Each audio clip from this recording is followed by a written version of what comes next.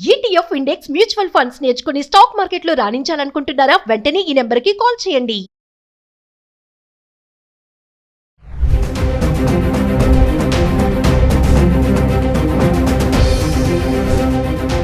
Hi hello నమస్తే, welcome back to Suman TV. ప్రస్తుతం మనతో పాటు ఉన్నారు certified astro business coach Javeria గారు.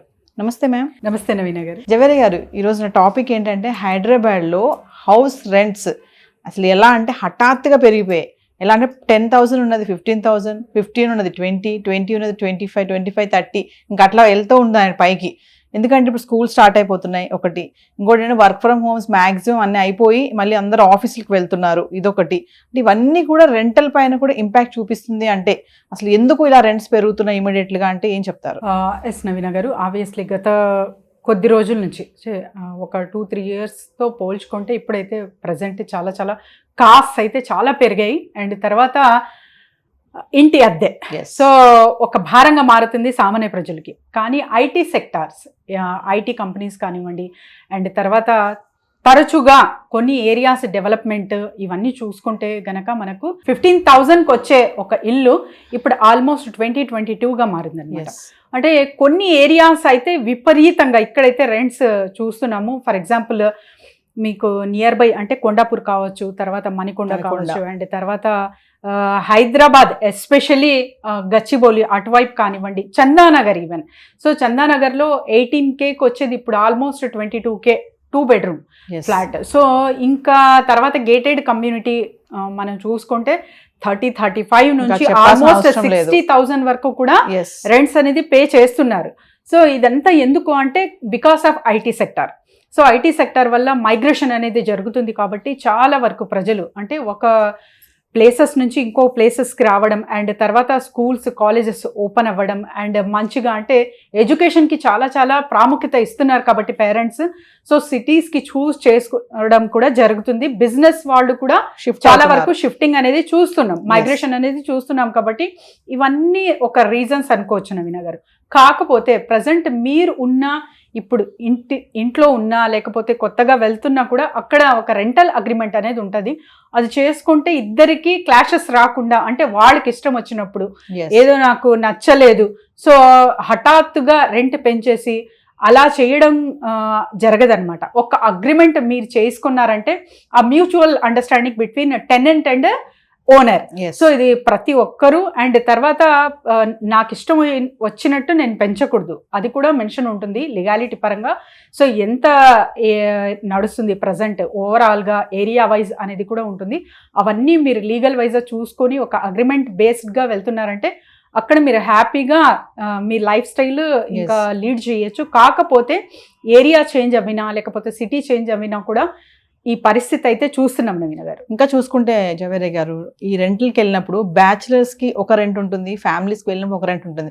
బ్యాచిలర్స్ కదా, వాళ్ళకి ఏమంత యూజ్ చెయ్యరు, వాటర్ ఎక్కువ యూజ్ చేయరు, పొద్దుపోయి సాయంత్రం వస్తారని చెప్పి వాళ్ళకి రెంట్ కూడా ఎక్కువ పెట్టడం జరుగుతుంది. ఫ్యామిలీస్కి వచ్చేటప్పటికి రెంట్ కొంచెం అటు ఇటుగా ఉంటుంది. మళ్ళీ అంటే ఈ డిఫరెన్షియేషన్ కూడా చూస్తున్నాం మనం.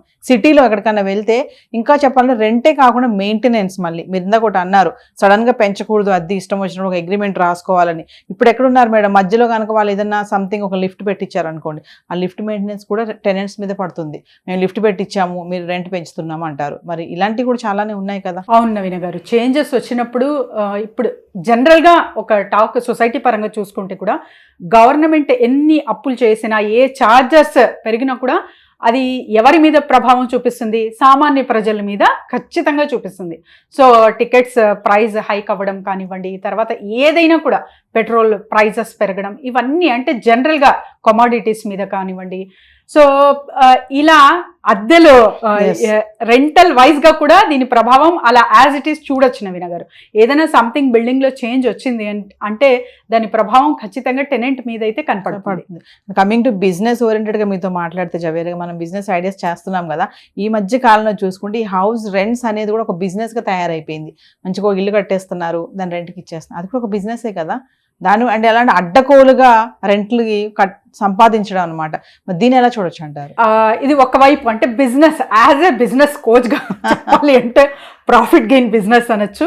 కానీ వెన్ కమ్ టు కస్టమర్ ఇది చాలా అంటే ఒక భారంగానే ఉంటుంది ఖచ్చితంగా.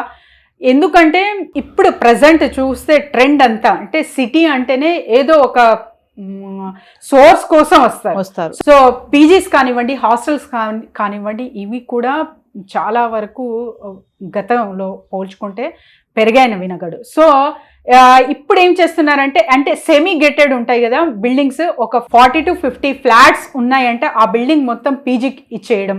ఎందుకంటే రెంట్ ఈజీగా వస్తుంది అండ్ పీజీలు కూడా చాలా బ్రహ్మాండంగా నడుస్తున్నాయి అన్నమాట.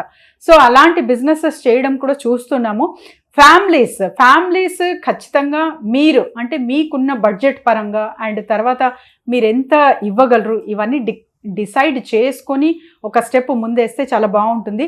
And when comes to gated కమ్యూనిటీస్లో నివసిస్తున్నారంటే ఖచ్చితంగా మైండ్ ప్రిపేర్ చేసుకునే వెళ్ళాలి. ఎందుకంటే అక్కడ మీకు చాలా వరకు మెయింటెనెన్స్ కూడా మీరు చెప్పినట్టు హైక్గానే ఉంటుంది అండ్ తర్వాత రెంట్స్ కూడా అప్స్ అండ్ డౌన్స్ అనేది చూస్తూ ఉంటాం అన్నమాట. చాలా మంది వేరే ఇప్పుడు మనం మైగ్రేషన్ అన్నారు కదా, కొంతమంది వస్తూ ఉంటారు, ముగ్గురు పిల్లలు ఉంటారు వాళ్ళకి. పాపం వాళ్ళు ఏంటంటే రూమ్ కోసం వచ్చినప్పుడు ఓనర్ కూడా ఏంటంటే చాలా మంది కఠినంగా ఉంటారు, ఇంతే రెంట్ ఉంది కడతారా, కట్టకపోతే వేరే వెళ్ళిపోండి అని అంటున్నారు.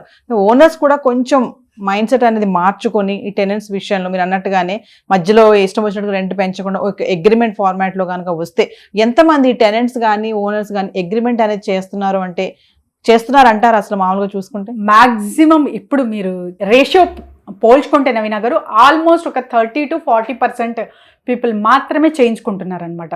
ఏముందిలే ఇంకా అండర్స్టాండింగ్ ఉంది కదా అని ఎవరికి వారు బిజీ లైఫ్. సో బిజీ లైఫ్లో ఏమవుతుందంటే అగ్రిమెంట్ చెయ్యాలి, అది ఒక హాఫ్ డే కేటాయిస్తే చాలు.